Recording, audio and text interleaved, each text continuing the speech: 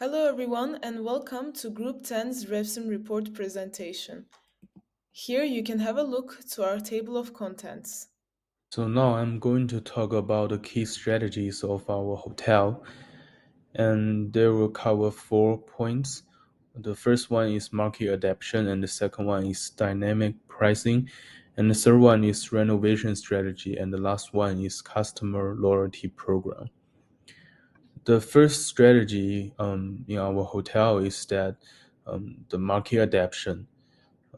Based on the changing market conditions, our hotel will change the service supply to meet the market demand, such as we know that from the second quarter, there will be more business guests coming. So in the beginning of the year, we have a lot of money, so we start up all the construction of the hotel facility. And as the picture shows, in the beginning of the second quarter, we have all our construction done, so we can provide more facility to the guests, such as the business guests maybe need the executive lounge and also like a parking place, and that will help us to attract more guests and also provide them better service. Second strategy is dynamic pricing. But the important things to know is that our hotel focus more on quality. So we won't reduce the price a lot to attract more customer. And the dynamic pricing is based on the customer volume. We raise the price when there are fewer customers and lower the price when there is a high customer flow.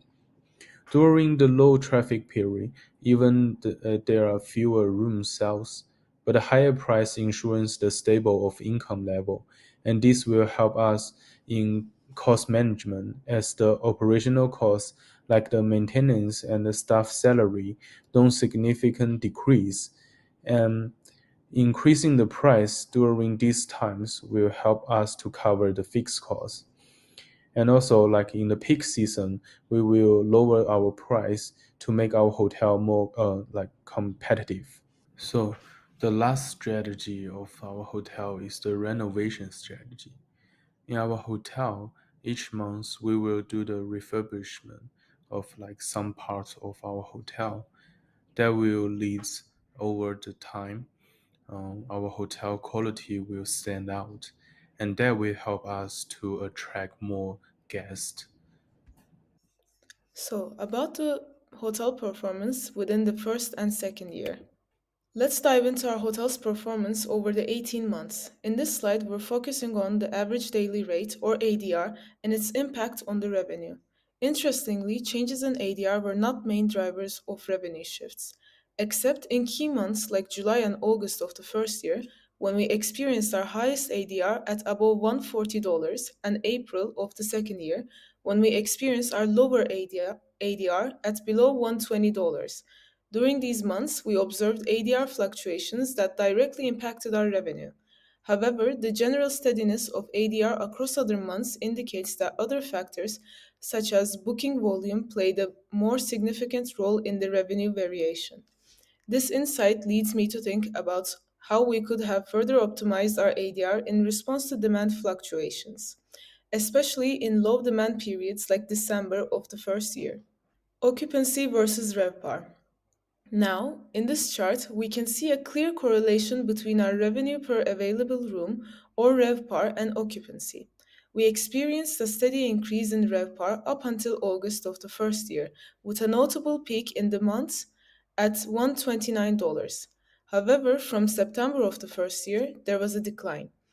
This trend aligns with the peaks and bottoms in our room sales, demonstrating how occupancy rates significantly impact on our RevPAR.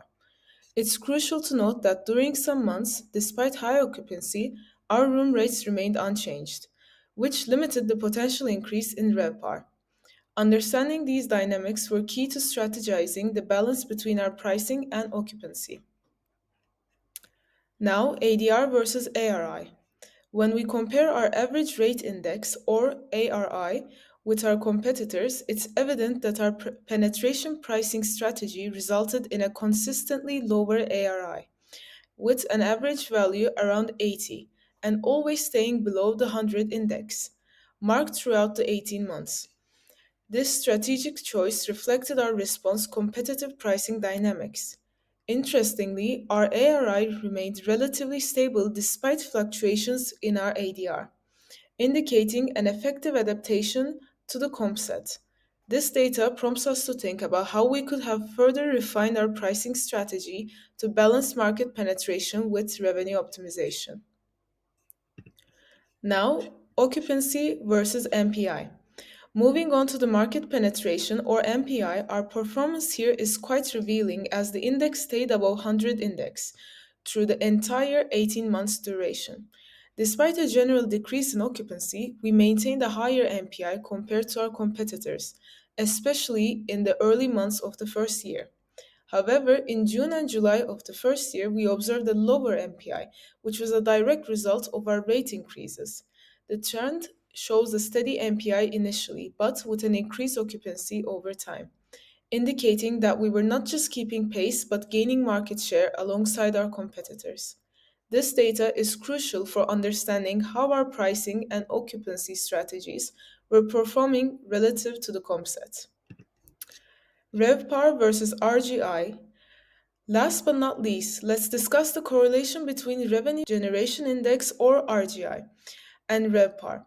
August of the first year stands out with the highest RevPAR at $129, which correspondingly led to an increase in RGI during the same period. However, it's interesting to note that even with high RevPAR in July and August, our RGI was lower but improving, suggesting that our competitive position was not strong as it could have been. This is further highlighted by the fact that our comp set likely experienced a more significant decrease in the RevPAR. Our RGI was below the 100 index at times, particularly in April of the second year, when it fell below 80. This shows that we left a lot of money behind the table by not adapting quickly. These insights were crucial for us to understand how we stacked up against our competitors and how we can maybe leverage this information for future strategies. Now, I'm happy to bring Cindy, who will take you through the best and worst performing months of this 18-month period. Continue to the best and worst month analysis. For the best and worst month analysis, we choose the months based on the following indicators: the total revenue and the net profit, because we believe that they are the most visible and direct indicators of the overall performance. We don't take year 1 January into consideration because it is the starting of the year and no reference is necessary. We have here the primary data on the performance of these chosen months. So we chose August as our best month. In August, our occupancy rates peaked because it's high season for the leisure guests. This can be attributed to our refurbishment done in the previous month, and we choose to stop refurbishing rooms during the peak season as well, but still keep fixing the business facilities in case of future uses. Our strategy to have a lower price than our competitors throughout these months was also successful because we could attract more customers during the peak season through this price penetration strategy. Our persistency in advertising has also brought us revenue in August. For the past few months, we have maintained spending on advertising on the 3 to 4 percentage of our overall income, which is the recommended percentage. And this strategy has also managed to bring us more guests in this month. On the contrary, we have the worst month performance in February year 1. Although we have a high ADR rate, this is due to the highest room rate and occupancy percentage lowest among our competitors. So there's a potential loss of profit. What we have done in this month that influenced the results is to open all the facilities we can and services within the current budget and refurbish as much as possible to prepare for the second quarter of the high business season. Since we aim to have high quality, we spend more money than generating. This month, we decide to increase our room rate during the low season, but this strategy has failed.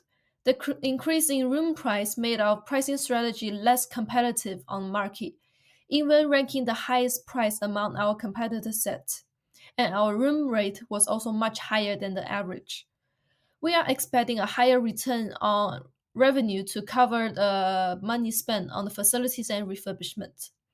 From the advertising point of view, we decide to start our loyalty program early without maintaining our occupancy at a steady level. We should have launched the program only when we can maintain many customers. Since we have ignored the channel management system, a majority part of the cycle, we have a bad overall performance this month. By using more channel management, we should be able to get higher returns. Now, my colleague will continue with the next part.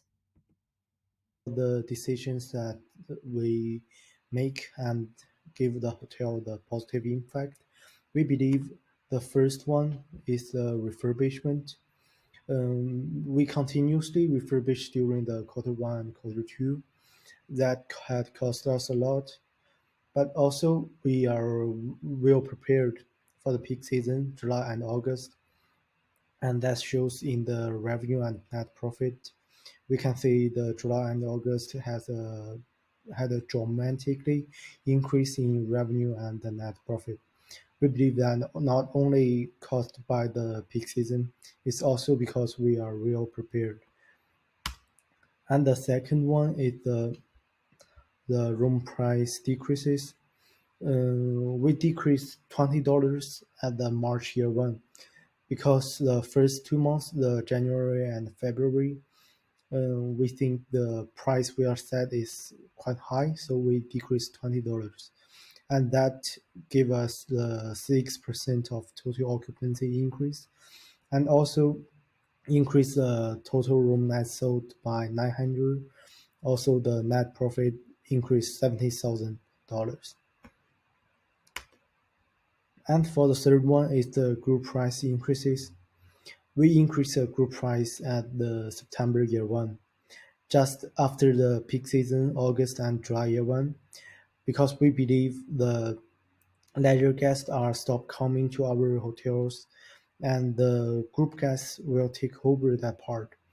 And then we should set a quite high, little bit higher price, like $10 higher, and that not affect the occupancy, and that also bring us more like large and small groups coming, and that makes our revenue and net profits not drop too much after the peak season, and that give us a really positive impact for that. And all these three decisions we choose and give us a quite positive impact and give us more net profit or revenue.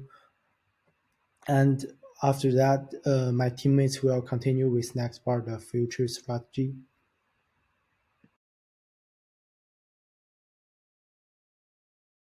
So, in terms of our short term strategies, to boost demand over the next 6 months, we would like to introduce promotional packages meticulously crafted through the analysis of historical data to pinpoint popular services and products. These thoughtfully curated packages, personalized to cater to diverse guest preferences, offer not just discount rates but also value added benefits, ensuring a comprehensive and enriching stay. By effectively communicating these offerings through various channels and encouraging early bookings with additional perks, we aim not only to stimulate demand but to provide our guests with an unforgettable experience which are tailored and catered to them and go beyond the ordinary.